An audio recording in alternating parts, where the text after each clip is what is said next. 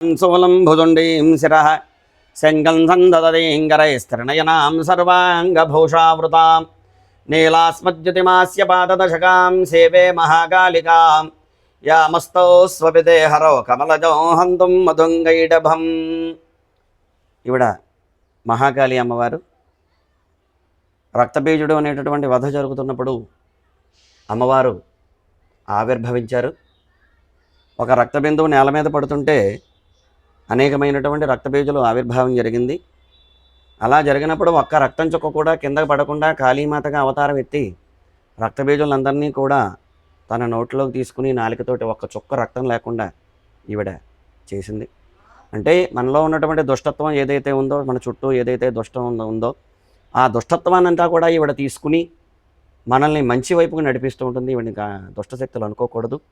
ఈవిడ చాలా మంచి దేవత, సాత్వికురాలు, శరణాగత దయనార్త పవిత్రానపరాయణే సర్వస్య ఆర్తి హరేదేవి నారాయణి నమోస్తుతే అని చెప్పబడింది.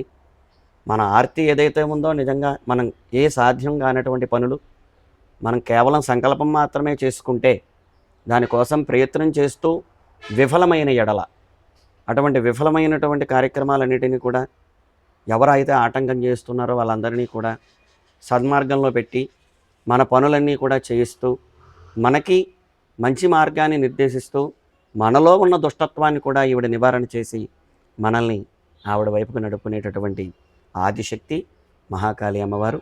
ఈవిడని కూడా మీరు దర్శించి తరించండి.